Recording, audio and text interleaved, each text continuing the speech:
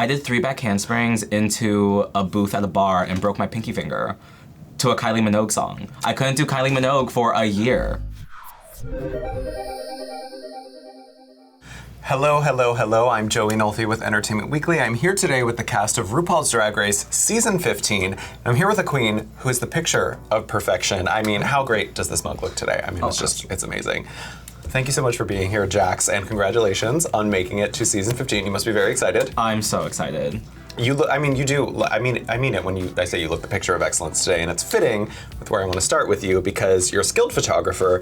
Your art, you said, is inspired by, and I quote, your upbringing in very Caucasian suburbs after being adopted by white parents in Connecticut. So tell me a little bit about your background and how that contributes to your skills as a really great photographic artist. Oh, thank you. Well, I grew up in Darien, Connecticut, which is, as I said, a very affluent community, but very Caucasian community. Both of my parents are white. I was adopted from Puerto Rico at a month old because my biological mother had me at the age of 15, so it just like wasn't the right environment for me to grow up in at the time. And so I was adopted, raised in Darien my entire life. So a lot of really where Jaxs comes from and my art in general is just, you know, playing a little bit of a satire of my upbringing and the situations that I found myself in. And, you know, drag is me kind of finding a way to combat that. Yeah. And really embrace my blackness, which like I didn't really get into until I was able to move away from Connecticut and move to New York at the age of 18.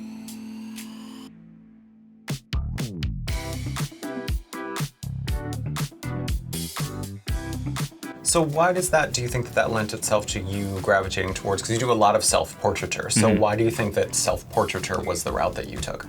I think it primarily stemmed from the fact that I wasn't seeing a lot of art made by people that looked like me. You know, a lot of the time that the work that is celebrated is by more model-esque bodies and just a picture that I wasn't seeing when I looked at myself. And so I wanted to like, you know, show a little bit of like the more muscular body types, like incorporate myself into that and, you know, do a little bit of self-reflection. Yeah. What do you think is your favorite self-portrait you've ever done? Ooh, it's a hard one. I know you've done a lot. You've done a lot. Yes. It was 4 years of art school and all of that. I mean, I black a lot of it out, so I say, honestly, whatever the next one I'm going to take is going to be my new favorite one. Yeah. Right. Well, if you could stage a photo shoot right now based on the inspiration of your emotional experience on Drag Race, what would it look like? How would you design it? Ooh, based on my Drag Race emotional state. Honestly, just a blackout, just a blank slate. It's all a blur to me, baby. So just nothing. Exactly, nothing. Just a wall. Just take a picture of the wall, and there it is. You've also photographed other queens for their shows and performances, right? Like is there anybody that our audience would know that you've photographed their shows? Actually, some of the girls that are on the show. Oh, really? Poppy, who's one of the queens that is on this season, we actually started drag around the same time, and she was like hounding me in my DMs being like, oh, you're shooting drag queens, shoot me. And so that's how we became really close friends until she moved to San Francisco. But you know, she was my muse for a little bit. And then eventually I said, I could probably do this better than you, so I'm gonna do it. And then you have to compete against her on season 15, which I bet was an interesting, like when you walked into the workroom and you realized like, oh God, Poppy's here, I have to compete against her. What was your thought? You know, I knew her skill set, so it was just an immediate, no, I'm just kidding. I love her, she's one of my best friends. But I ran up to her, gave her a big ol' hug, and then I said, the competition's on. Yeah. Like, let's do it. Yeah, you don't hold back even if it's a friend. Oh, absolutely not. No, you got to challenge each other. Yeah. Oh, yeah. That's a good way of looking at it too. You challenge each other, push each other to do more instead of holding back just because they're a friend. So how do you think your eye for art and photography influence drag and performance? Do they go hand in hand sometimes? They do in terms of my fashion choices and stylistically. I love very graphic things, very bold colors, like a lot of like obnoxious patterns. I say like, since I grew up in Connecticut, I'm like, I love anything that looks like your grandma's wallpaper. And I try to- Me too. Oh, it's so good. Yeah.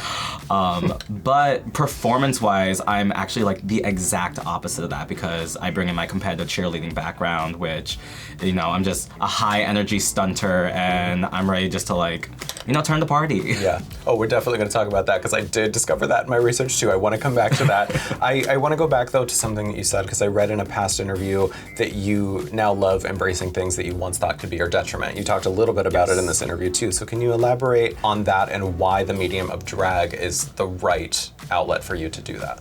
definitely growing up, again, like in Connecticut, I was one of 4 people of color that grew up like going to my high school. And a lot of times I found myself like having to hold back because anything I said out of line was always just like brought back against me in a much harsher way than the people around me.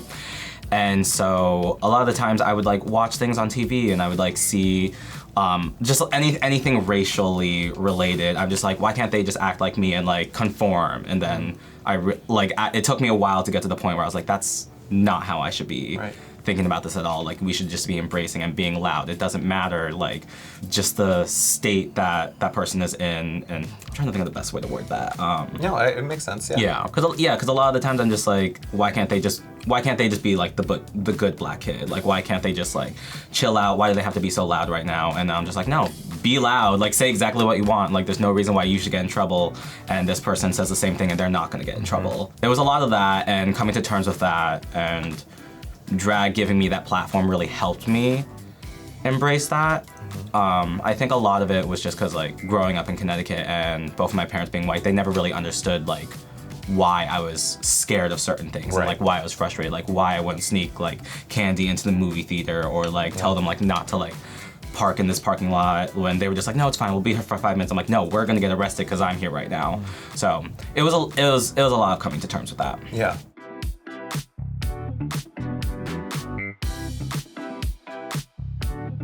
And I think that it's also there's an interesting layer to that too because of the queer element to it too. I mean, you have what you're talking about, the racial element, but then also you're a queer person on top of that. So drag is, I guess, the ultimate form of liberation, mixing all of those things together, because now you can be loud about those things that you're talking about, the racial element, and also, I mean, drag is such a queer art form. So absolutely. Does this feel like a truly liberating art form for you? Oh, absolutely. The second I'm in all of this, like I'm up on stage, and it's just the power that I get just being able to like share my story and talk to people and see like who else is around me that has a similar experience, and like maybe they haven't come to full terms with it, and helping them work through those things. It's amazing. Like, my favorite thing is just like doing a brunch and like seeing a family there, and like the moms coming up to me and being like, now I understand like how to talk to my son about this, and it's a beautiful thing. Speaking of people who do need help, I mean, straight men, you've said that straight men love me because they say watching me perform is like watching a football game with glitter.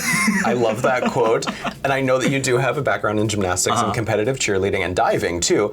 So you're both like the jock and the cheerleader? Yes. I mean, I think competitive cheerleading is far more difficult than any other sport in the world. It's terrifying. I've had 5 concussions now from it, so it's like, yeah, I have very short-term memory loss. Like you'll get a hint of that. Like so it goes in one ear and out the other. Wow.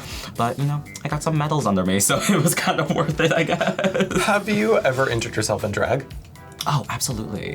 I did 3 back handsprings into a booth at a bar and broke my pinky finger to a Kylie Minogue song. I couldn't do Kylie Minogue for a year. I mean, if you're gonna injure yourself, it's gotta be to Kylie Minogue. Oh, absolutely. And then I went to that bar again a year later, and then I twirled and I punched the wall back, and I was like, if I broke my thumb to another Kylie Minogue song. It was Kylie again. Yes. I don't know what it is. Like, she's my queen, but she is out to get me. It's terrifying.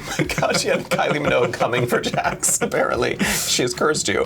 I also saw a video online of you doing a triple backflip into a backwards death drop, not into a bar this time though, and it looks like it does take incredible strength, incredible practice to do things like that. So do you have any other sort of like war stories of injuries besides the Kylie Minogue one? Honestly, I should have a lot more concussions than I do just based off of the things I do, but I wear big hair, so it typically like pads it. And so I'm doing good on that front. I'm trying to think, but once again, concussion, so I don't really remember the bad things that happened to me at shows.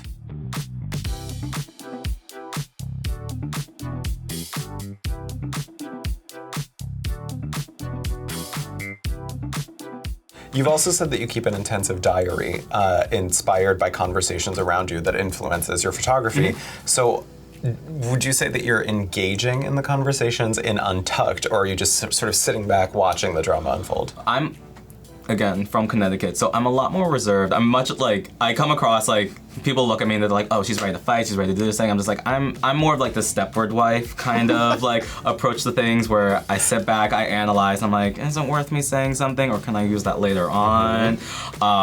So I'm a little bit more of that approach to things. I like that. So what did did you keep the diary during Drag Race? I did. What is that? Is it like 900 pages? What does it look like? It's we know the jumps and turns of Drag Race. There are some highs and there are some lows. So there are some days where it's like 5 pages long and the next day is like, I'm tired, I'm watching Pokemon, I'm done. Pokemon, yes. Oh, okay, are you excited about the new game? Oh, absolutely.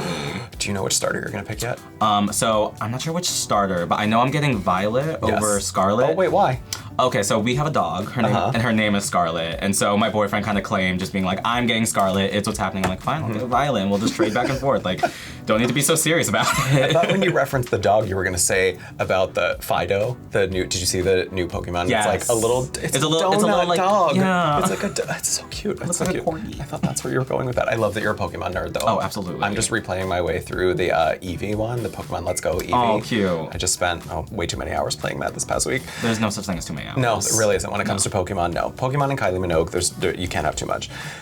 You also, so from Connecticut, you have established yourself in the New York scene too, obviously. So what drag circles do you run in there, and what was the best piece of advice you got from your sisters in New York? Yes, so I live in Astoria, Queens, which means we really only have like 2 bars there.